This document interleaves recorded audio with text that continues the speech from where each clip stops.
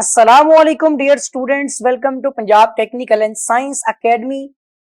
मैं हूं आपका इंस्ट्रक्टर मोहम्मद बिन जमील। उम्मीद करता हूं कि स्टूडेंट्स आप सब खैरियत से होंगे।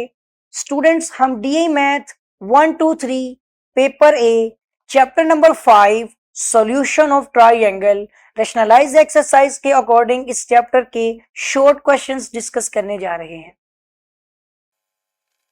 Question number 2, define the laws of cosines.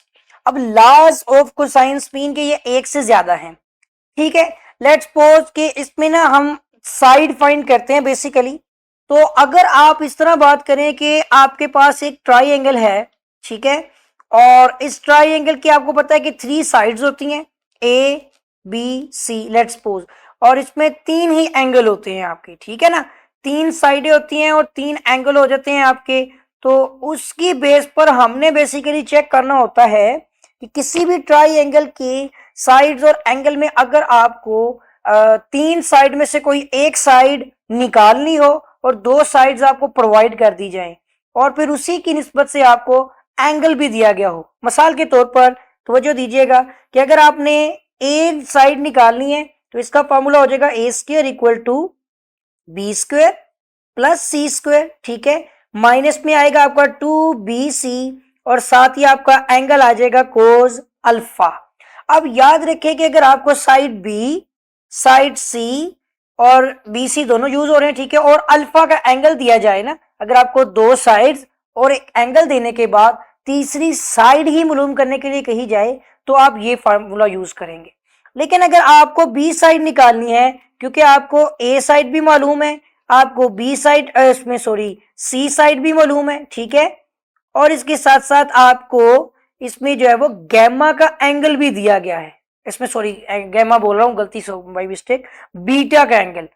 A side निकालनी हो तो आपको एंगल अल्फा दिया जाएगा और साथ बी और सी साइड दी जाएगी। बी आपको साइड निकालनी है तो आपको ए और सी की साइड और साथ बीटा दिया गया होगा। इसी तरह अगर आपने सी साइड निकालनी है तो आपके पास साइड ए और बी की वैल्यूज मौजूद होंगी। इसके साथ साथ ही आपने जो है यहां पर गैमा की वैल्यू भी पुट करनी है, वो भी आपको प्रोवाइड की गई होगी।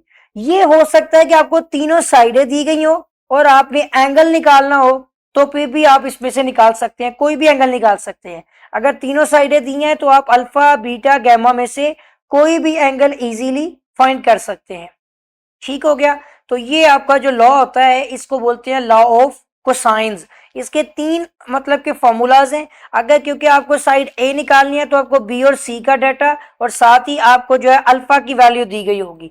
इसी तरह अगर आपको साइड बी निकालनी है तो आपके पास साइड ए सी और बीटा मौजूद होगा। अगर आपको साइड सी निकालनी है तो आपके पास साइड ए बी या गैमा होगा। इसी तरह एंगल के लिए भी है।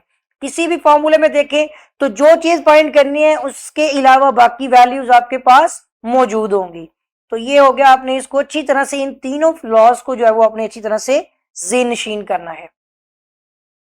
उम्मीद करता हूं कि आपको क्वेश्चन समझ आ गया होगा और अगर आपने अभी तक मेरे चैनल को सब्सक्राइब नहीं किया है तो चैनल को सब्सक्राइब भी कर लें, साथ ही बेल आइकन पर क्लिक भी कर दें। वीडियो को लाइक करें, शेयर करें। कोई भी क्वेश्चन क्यूरी वगैरह के लिए कमेंट कीजिएगा। आपके साथ फिर मुलाकात होगी एक नई वीडियो में एक नए लेक्चर के साथ। तब तक के लिए अल्लाह हाफिज।